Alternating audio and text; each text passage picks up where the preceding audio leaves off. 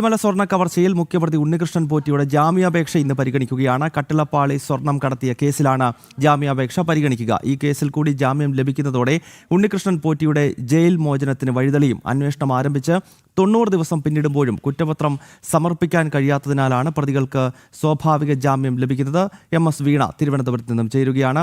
വീണ, ഇത് കുറ്റപത്രം സമർപ്പിക്കാത്ത സാഹചര്യത്തിൽ കോടതിക്ക് സ്വാഭാവിക ജാമ്യം നൽകേണ്ട ഒരു സാഹചര്യം ഈ കേസിൽ ഉണ്ടാകുന്നുണ്ട്. അതിനാൽ തന്നെ പോറ്റി ഇപ്പോൾ ഒരു കേസിൽ ജാമ്യത്തിലായി. അതിനാൽ ഇന്നുകൂടി ജാമ്യം ലഭിക്കുകയാണെങ്കിൽ സ്വാഭാവികമായും ജയിലിന് പുറത്തേക്കിറങ്ങും.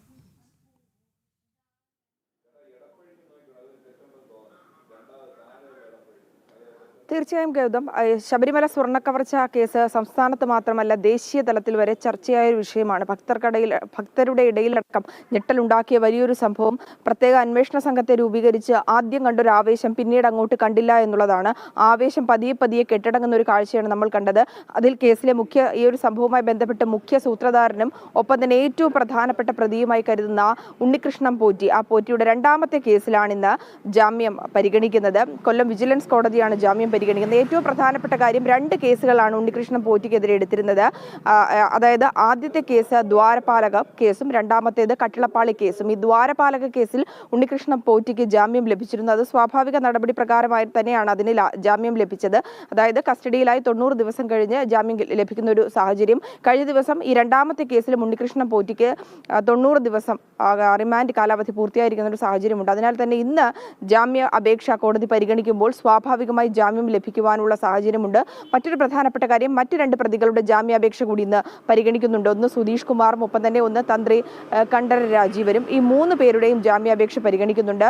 ഈ ജാമ്യങ്ങളൊക്കെ പരിഗണിക്കുന്നതിനുള്ള ഒരു സാഹചര്യം വഴിതെളിയിച്ചിരിക്കുന്നത് ഈ അന്വേഷണവുമായി ബന്ധപ്പെട്ട് SIT സംഘത്തിന്റെ ഭാഗത്തു നിന്നുണ്ടായ ഗുരുതര വീഴ്ചയാണ്. കാരണം ഈ അറസ്റ്റ് ചെയ്ത് റിമാൻഡിലായിട്ടുള്ള ആ പ്രതികൾ ഈ കുറ്റകൃത്യവുമായി പങ്കുണ്ടെന്ന് തെളിയിക്കുന്ന കൂടുതൽ തെളിവുകൾ കോടതിക്ക് മുമ്പിലേക്ക് ഹാജരാക്കാൻ സാധിച്ചില്ല. കുറ്റപത്രം അടക്കം സമർപ്പിക്കാൻ കഴിയാത്തൊരു സാഹചര്യമുണ്ട്. ഇതുമായി ബന്ധപ്പെട്ടുള്ള പ്രാഥമിക നടപടികൾ പോലും SIT സംഘത്തിന് നടപ്പാക്കാൻ സാധിച്ചു. SIT സംഘത്തെ സംബന്ധിച്ചിടത്തോളം വലിയൊരു വീഴ്ചയാണിത്. ഈ ഒരു കേസുമായി ബന്ധപ്പെട്ട് ഓരോ പ്രതികൾ പുറത്തേക്ക് ഇറങ്ങുമ്പോഴും ഇതുമായി ബന്ധപ്പെട്ട് അതായത് SIT സംഘം ഇതുവരെ ശേഖരിക്കാത്ത പല തെളിവുകളും നശിപ്പിക്കപ്പെടാനുള്ള സാധ്യതയുണ്ട്. അതിനാൽ തന്നെ ഈ ഒരു കേസിന്റെ ഒരു പ്രാധാന്യം നഷ്ടപ്പെടുന്നതിൽ അത് കാരണമായേക്കുന്നുള്ള കാര്യങ്ങൾ കൂടി ഉറപ്പാണ്.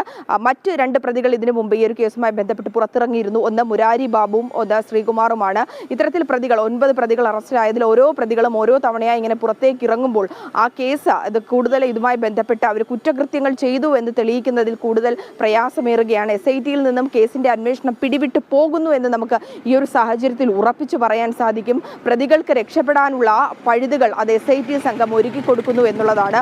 ആദ്യ കാലഘട്ടങ്ങളിൽ രണ്ടാഴ്ച കൂടുമ്പോൾ അന്വേഷണവുമായി ബന്ധപ്പെട്ട ആ റിപ്പോർട്ടുകൾ, ഇടക്കാല റിപ്പോർട്ടുകൾ കോടതിയിൽ സമർപ്പിക്കുന്ന ഒരു സാഹചര്യം ഉണ്ടായിരുന്നു ഹൈക്കോടതിയിൽ. എന്നാൽ അത് പിന്നീട് അതിന്റെ കാലതാമസം വരുന്നു. അതുമായി ബന്ധപ്പെട്ടുള്ള നടപടിക്രമങ്ങൾ വൈകുന്ന ഒരു സാഹചര്യം, സാങ്കേതിക തെളിവുകളുടെയൊക്കെ വഴിയിലേക്ക് പോകുന്നു. ആ തെളിവുകൾ കണ്ടെത്താൻ സാധിക്കാത്ത സാഹചര്യം.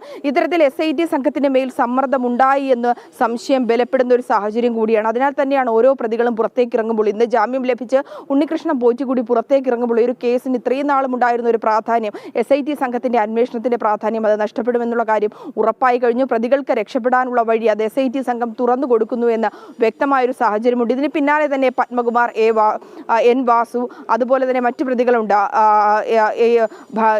ഭഗജ് ഭണ്ഡാരിയ, ഗോവർദ്ധൻ അടക്കമുള്ള മറ്റു പ്രതികളും പതിയെ ഇങ്ങനെ പുറത്തേക്ക് ഇറങ്ങുന്നതിനുള്ള സാഹചര്യം ഉണ്ടാകും എന്നുള്ളതും ഉറപ്പാണ്.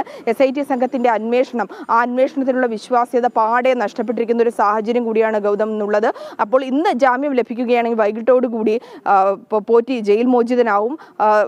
മുരാരി ബാബുവിനെ പോലെ തന്നെ സ്വൈര്യമായി വിഹരിക്കുവാനുള്ള ഒരു സാഹചര്യം ഒരുങ്ങും. ഇത് കേസുമായി ബന്ധപ്പെട്ടുള്ള മറ്റു തെളിവുകൾ നശിപ്പിക്കുന്നതിനും ഇതുമായി ബന്ധപ്പെട്ട് മൊഴികൾ നൽകിയ മറ്റ് സാക്ഷികളെ സ്വാധീനിക്കുന്ന തരത്തിലുള്ള നടപടിക്രമങ്ങളിലേക്കും പോവുകയും ചെയ്യും. വാസ്തവത്തിൽ SIT സംഘത്തിന്റെ അന്വേഷണം യാതൊരുവിധ പ്രയോജനവും ഉണ്ടായില്ല എന്ന് ബോധ്യപ്പെട്ടിരിക്കുന്ന സാഹചര്യം കൂടിയാണ് ഗൗതം. ഓക്കെ, അതുതന്നെയാണ്. എന്തായാലും SIT അന്വേഷണം എങ്ങും എത്തുന്നില്ല എന്നതിൻ്റെ കൃത്യമായ ഉദാഹരണമാണ്. പ്രതികൾക്ക് സ്വാഭാവിക ജാമ്യം നൽകേണ്ട അവസ്ഥ കോടതിക്ക് പോലും ഉണ്ടാവുകയാണ്. സാധാരണയായി ഇത്രയും ഗൗരവമുള്ള കേസുകളിൽ 90 ദിവസത്തിനകം ഇടക്കാല കുറ്റപത്രമെങ്കിലും സമർപ്പിക്കാൻ കഴിഞ്ഞില്ലെങ്കിൽ പ്രതികൾക്ക് ജാമ്യം നൽകുക എന്ന വഴി മാത്രമേ കോടതിക്ക് മുന്നിലുള്ളൂ. അതിനാലാണ് ഇത്രയും ഗുരുതരമായ കേസിൽ പല പ്രതികളും ജാമ്യത്തിലിറങ്ങുന്ന പശ്ചാത്തലം ഉണ്ടാകുന്നത്. MS വീണയാണ് വിവരങ്ങളുമായി ചേർന്നത്.